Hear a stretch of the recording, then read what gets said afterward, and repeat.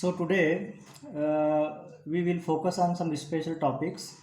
All topics are related with the theory of computation. So one by one we will understand.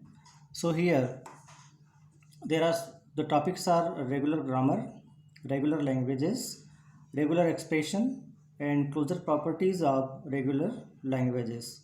So here we know that any regular language is based on regular grammar because regular grammars follows some special rules like G equals to number of non-terminals, terminals, productions, and start symbol. And always regular grammar generates what? Regular languages, and this regular grammar is also known as type 3 grammar, and always regular grammar accepted by finite automata. Apart here, in regular grammar may be left linear or right linear languages.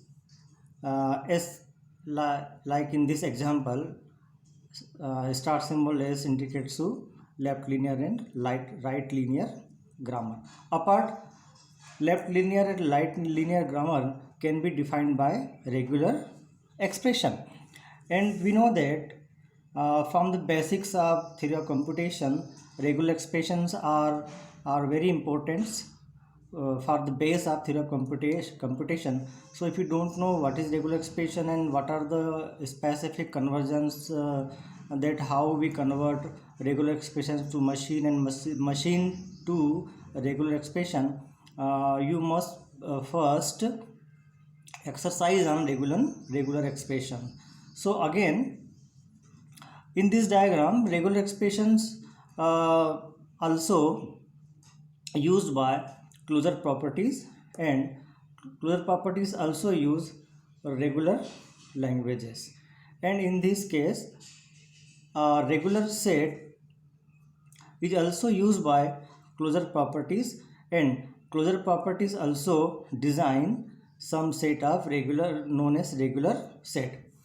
And closure properties is what? Closure properties is special set operation that we perform on the languages, and the result is based on the condition of closure properties. So there are so many types of closure properties under the set operation, like union operation, intersection, complement, kin closure, and many more. So one by one we want to understand the concept of specific terminology. So first, focus on the introduction of regular expression. So what is regular expression? First, regular expression are conditional operation that we can perform on languages.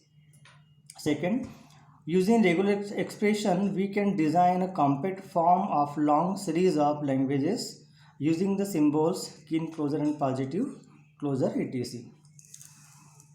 Regular expressions converts complex language expressions into easy one. Also save time and memory. Next, we always use regular expressions at the time of SQL programming, pattern and file searching etc. Next, introduction of closure properties. So the first is closure properties are related with all types of languages. Next, closure properties are based on many types of set operation, and we can check all properties one by one and declare the result for each set. The next question is how we understand that a specific language perform the operation of closure properties or not. So the first heading is what? Closure properties and operation. So the first point, when we apply a specific operation on two same class of languages, the result must be related to the same class. And what is specific operation? The operation are union, intersection, complement, and many types of set operation will be we can check at the time of checking closure properties of any languages. Next, then how we check the closure properties with respect to specific languages? So in this case, in first example, like our union of two regular languages are also regular. If yes, it means what? Closure properties. And if no, it means what? Not follow closure properties. And suppose we take example 2. So in this case, our intersection of two regular languages are also regular. So one by one, we individually apply a specific check operation with all the set operation using any specific language. A language may be regular, language may be context free, regular language may be context sensitive grammar, and language may be recursive closure. Apart the next, how we prove that a specific language is under the closure property? So here one simple example with from genetic computing. Here to a specific class, human class, and there are parents male and female, and with the help of this male and female there is a next class child. So the result child also is under the human class and follow same properties. So we can apply this concept used in closure properties. So suppose we have a language L1 and with possible combination, and L2 possible combination, and suppose we apply set operation L1 union L2. So the third resulted language is also a regular language. So prove that union of two regular languages are also regular. Next,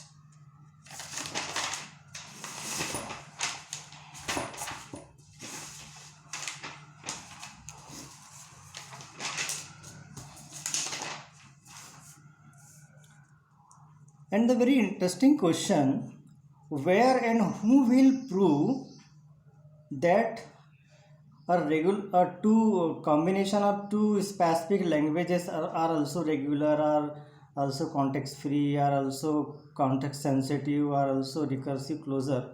So in this checking process, we again use the main concept of Chomsky classification here, and we know that Chomsky classification have four specific types: type 3, type 1, type 2, type 1, and type 0. And if we talking about type 3 language, type 3 grammar, so as per the diagram, a regular language is generated by regular grammar, and regular language always accepted by finite automata. So suppose in this regular language, suppose we perform the operation like union of L1 and L2. So the result of L3 will be regular. So it means what? At this time, the union of these two languages follow closure properties. Again, if we talking about type 2 grammar, so context free grammar generates context free language, and the union of two specific context free language will be context free. It means what? Again, shows closure properties. Next, any context sensitive grammar always generates context sensitive language, and this language is only accepted by linear bounded automata. So union of two specific context free language always context free language. Again, represent the closure properties of context sensitive language. And if you're talking about recursive closure, so we know that in type 0 grammar, always unrestricted grammar generates recursive closure languages, and the union of two specific recursive closure language may be again recursive closure. So again follow closure properties, but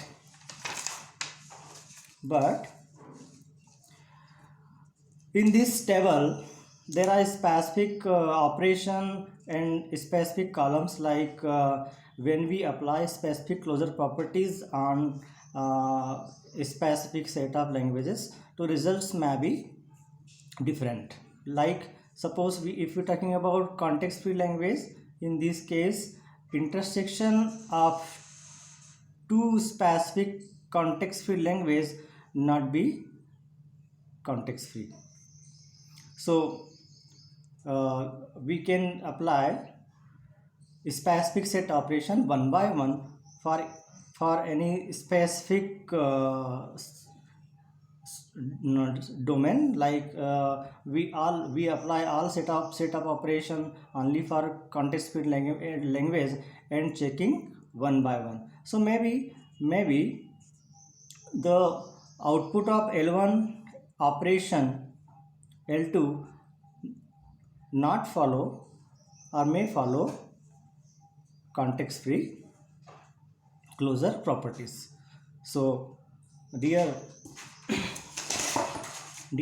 at the last, theory of computation have many topics, and if you want lecture on any topic, please write about in comment section. Also your suggestions are invited, and if you like my lecture, so please like and subscribe my channel. Thanks for next time. Thank you.